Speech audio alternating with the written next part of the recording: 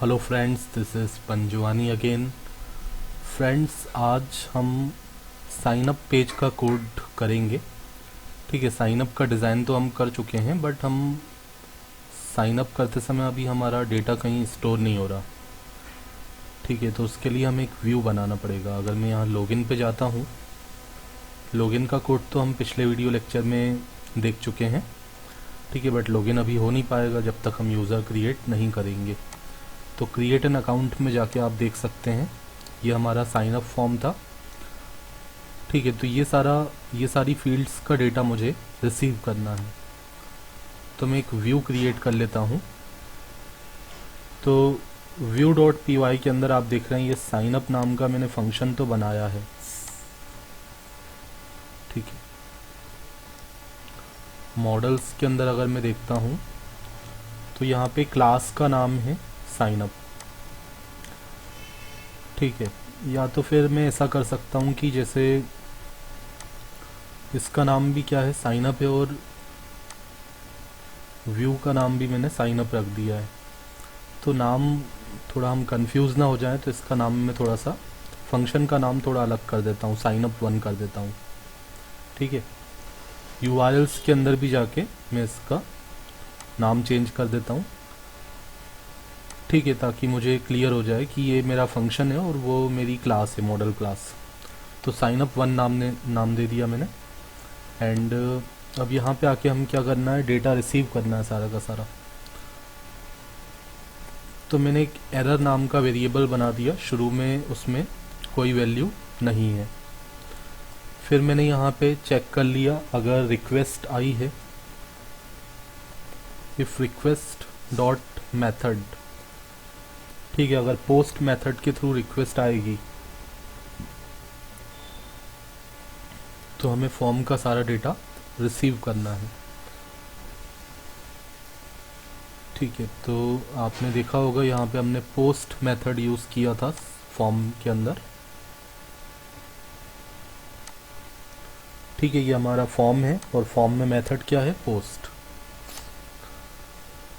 तो अगर method post है तो फॉर्म का सारा डेटा रिसीव कर लेते हैं वेरिएबल्स के अंदर। तो हमने लिखा रिक्वेस्ट डॉट पोस्ट, और यहाँ पे सिंगल कोट्स के अंदर लिख दिया फर्स्ट नेम। ठीक है, अब पहला जो टेक्स्ट बॉक्स था उसका नाम मैंने क्या दिया है, फर्स्ट नेम। ठीक है, फर्स्ट नेम पूरा फुल फॉर्म में लिखा है, तो यहाँ भी पूरा फुल फॉर्म में लिखना पड़ेगा। ठीक है, request dot post first name. First name को आपने एफ नाम के वेरिएबल में स्टोर कर लिया। इसी तरह उसके बाद है last name contact email ID, last name contact email ID. तो यहाँ पे मैं लिख देता हूँ last name, then after contact, फिर उसके बाद ईमेल आईडी।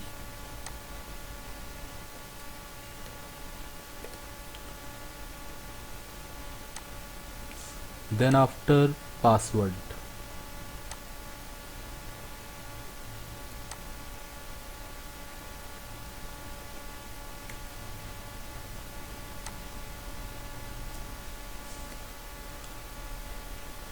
ठीक है, तो जो भी आपने फील्ड्स बनाई हैं सबका जो भी नाम दिया है वही नाम आपको यहाँ पे यूज़ करने हैं। पासवर्ड, देन आफ्टर पासवर्ड के बाद है ब्रांच, फिर रोल।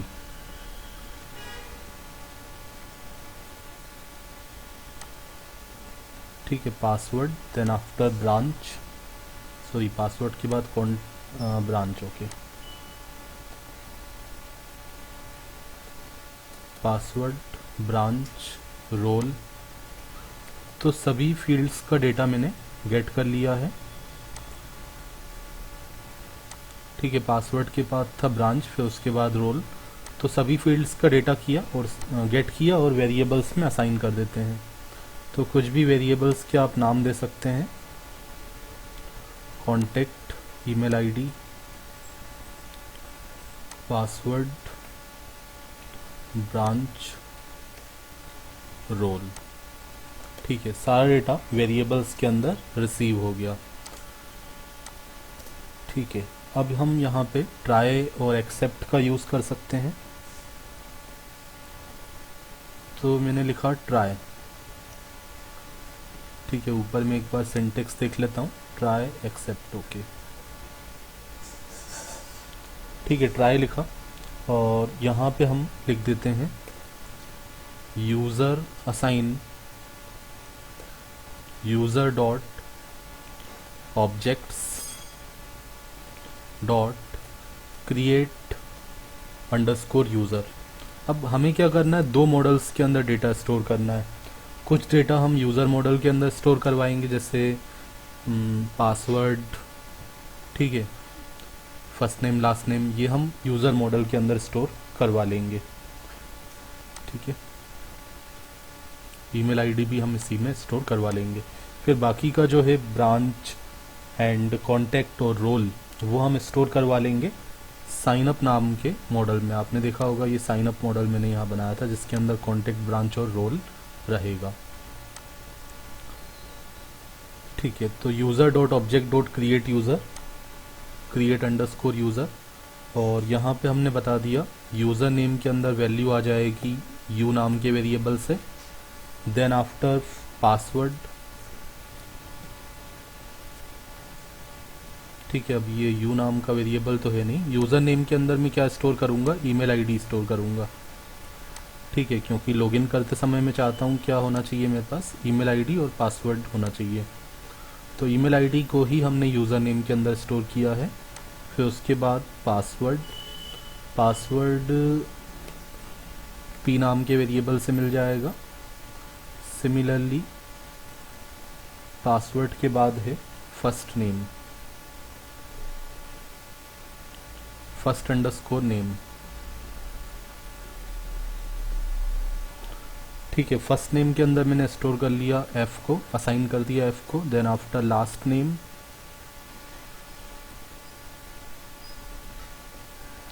लास्ट नेम के अंदर मैंने एल को असाइन कर दिया। तो इतना डेटा मैंने यूज़र मॉडल के अंदर स्टोर कर लिया। देन आफ्टर आगे का जो डेटा है कॉन्टैक्ट, ब्रांच और रोल, ये मैं स्टोर करूँगा साइन अप मॉडल के अंदर।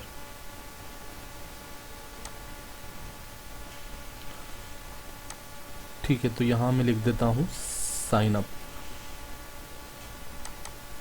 और यहाँ पे इसका कुछ नाम दे देता हूँ, साइन दे देता हूँ। ठीक है, कुछ भी नाम दे सकते हैं। तो साइन अप डॉट ऑब्जेक्ट्स, वैसे इसकी तो ज़रूरत ही नहीं है यहाँ पे, इसको हटा ही देता हूँ। ठीक है, असाइन करना ज़रूरत नहीं है। Sign up dot objects dot create, और यहाँ पे क्रिएट यूज़र ना करते हुए ओनली क्रिएट लिखेंगे। फिर उसके बाद यूज़र को हमने इसमें असाइन कर लिया। आप देख सकते हो यहाँ पे हमने इसको यूज़र को क्या लिया है, ये हमने फॉरेन की यहाँ बनाया है। ठीक है, तो ये वाला जो यूज़र है वो असाइन हो जाएगा साइन अप के अंदर जो यूज़र फील्ड है उसमें। देन आफ्टर कॉन्टैक्ट, कॉन्टैक्ट हमें मिलेगा सी वेरिएबल से। उसके बाद ब्रांच और रोल,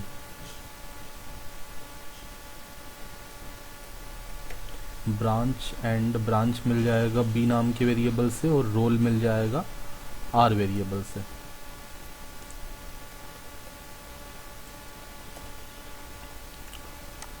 ठीक है, इतना हो गया। एंड अब ये ट्राई हमने लगा दिया, ट्राई लगाया तो हम एक्सेप्ट भी लगाएंगे। और यहाँ पे हम क्या करते हैं, एरर की वैल्यू, अगर ये हमारा डेटा सक्सेसफुली सेव हो जाता है तो एरर की वैल्यू हम क्या कर देंगे, नो, कोई एरर नहीं है। अदरवाइज मैं क्या करूँगा, यहाँ पे एक्सेप्ट का यूज़ कर लेता हूँ। अगर कोई भी प्रॉब्लम आती है, डेटा मतलब हमने अगर कुछ फील्ड्स वगैरह के नाम गलत दे दिए, मॉडल में हमारा कुछ फील्ड्स के नाम अलग हैं और यहाँ हम कुछ और यूज़ कर रहे हैं, तो उस केस में डेटा स्टोर नहीं हो पाएगा। तो ट्राई वाला पार्ट ना चल के एक्सेप्ट वाला पार्ट चलेगा, और यहाँ पे हम एरर की वैल्यू क्या रख देते हैं, यस रख देते हैं। ठीक है, इतना कर दिया। इतना करने के बाद यहाँ पे रिटर्न करवा दिया रेंडर रिक्वेस्ट कॉमा signup.html पे चले जाए और कॉमा लगा के अच्छा एक डिक्शनरी भी हम यहाँ बना लेते हैं। डी असाइन सिंगल कोट्स के अंदर मैं लिखा एरर। ठीक है, डिक्शनरी में क्या होता है की वैल्यूज होती हैं, तो ये हमारी की हो गई और वैल्यू एरर। तो एरर के अंदर क्या होगा, या तो यस होगा या तो नो होगा या तो कुछ नहीं भी हो सकता है। तो जो भी होगा उसको हमने डिक्शनरी में रख लिया और डी को हमने यहाँ पे पास कर दिया है रेंडर करवाते समय। ठीक है, अब हम आते हैं साइन अप के अंदर। अब साइन अप के अंदर हम यहाँ पे एक मैसेज दिखाना चाहते हैं। अगर साइन अप सक्सेसफुल हो जाए तो यूज़र को एक मैसेज आ जाए कि आपका साइन अप सक्सेसफुल हो चुका है। तो उसके लिए हम क्या करते हैं, हमने जैसे एडमिन के लॉगिन पे भी किया होगा, एडमिन का जो हाँ ये वाला पेज यूज़ कर लेते हैं।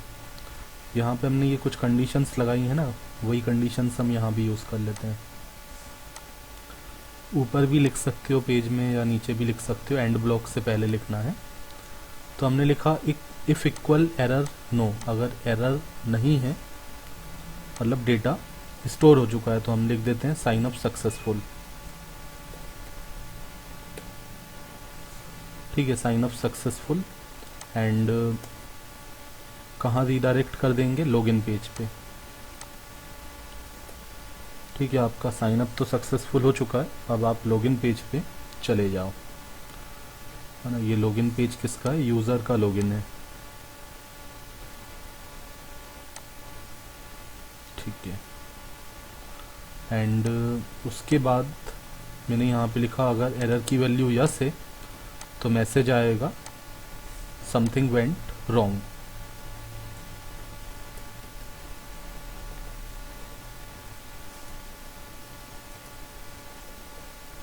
ठीक है, something went wrong try again.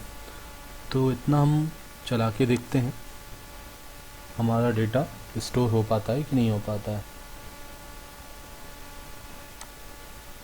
ठीक है, तो हम आते हैं क्रिएट एन अकाउंट, एक बार रिफ्रेश कर देते हैं।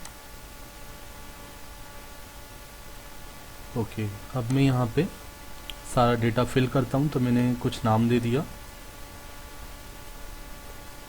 हरीश एंड लास्ट नेम दे दिया,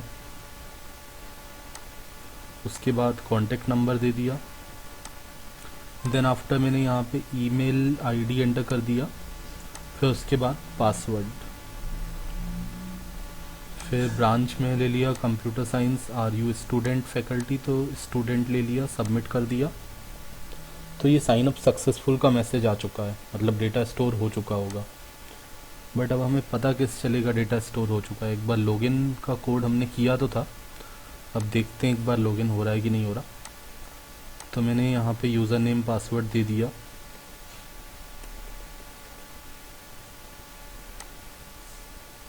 लॉगिन भी हो रहा है। प्रोफाइल पेज देखते हैं, प्रोफाइल पेज भी ओपन हो रहा है।